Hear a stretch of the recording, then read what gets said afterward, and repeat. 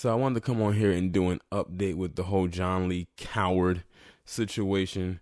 And one of my subscribers, I can't remember who, has sent me an email, or maybe a couple of them, a couple of days ago, giving me a little play-by-play with what was going on before giving the update I'm going to give to you now. But I didn't want to speak on that because I knew that on Tuesday, December 24th, that they were going to come up with an update with what I'm about to talk to you now. But I can go ahead and mention that as well.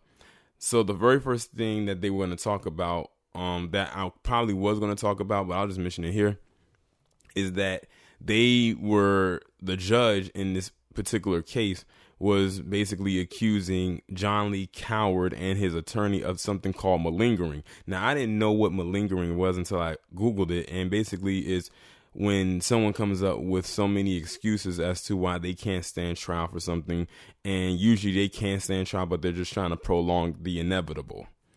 And just think of a person who's trying to get out of doing jury duty. Like, that's kind of, I guess, what you can think of.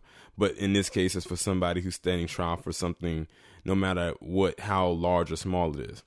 But it's safe to say that with this latest update that I'm about to bring to you, that it didn't fly over with this particular judge.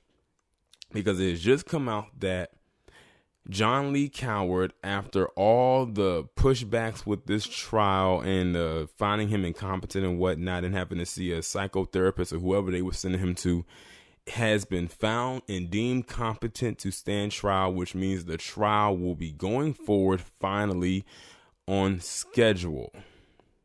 Finally, after this young lady has been dead for over a year. And the scary part about it is if he was deemed to be found incompetent to stand trial this time, it would have been a very good chance that he would not have faced any jail time, and he would have had to get sentenced to probably a lifetime in a mental institution. So I'm glad that didn't happen. So that's one bump in the road, or one hurdle that has been hopped over. But of course, the trial has to happen. He has to be found guilty. Then he has to be sentenced. So we're taking it one step at a time. But I'm going to go ahead and read this article that's coming from KTLA 5. A California judge has ruled that a 29-year-old parolee with a history of mental illness, they still got to slip that in there, is fit to stand trial in the slaying of a woman on an Oakland subway platform in 2018. Now, with that being said, with him being found mentally competent to stand trial, I hope that means they won't be able to use the mental illness card in this particular trial. But you never know how things may turn out.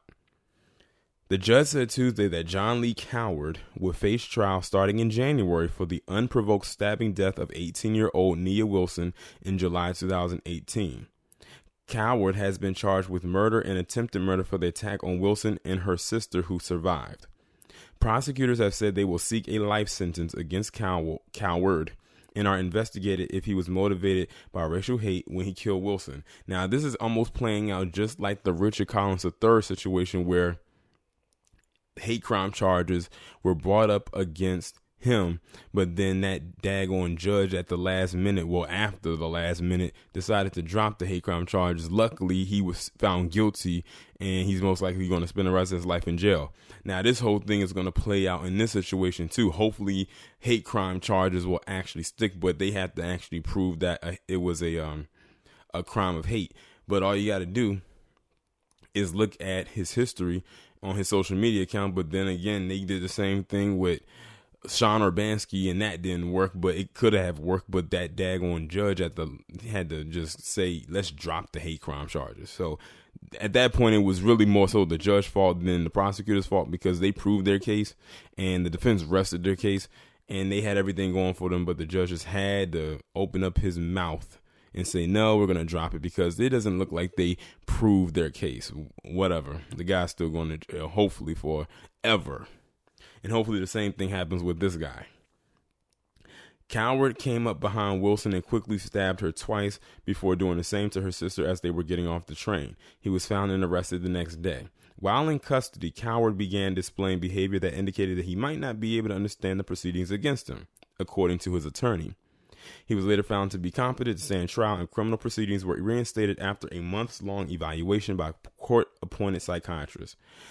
Cowell pled not guilty by reason of insanity at a hearing in November, and his trial is set for January the 6th. Let that be a speedy trial, just like the one with Sean Urbanski. Don't prolong it. Just let that thing go for at least 2 weeks, or at least probably to the end of the month, and find him guilty and lock his crazy ass up in a jail, not a mental institution. Well, that's off the table now because they found him competent. But that's the latest update that I have right now as far as the story goes. Of course, now you know this is another trial that I will be following. Like I told people, this was going to be another trial I was going to keep my eye on, and I will be bringing you updates. So, of course, like with the Sean Urbanski one, when the trial gets started, I will be following it even closely, and you will be getting constant updates from me involving this case. I will talk to you in the next one.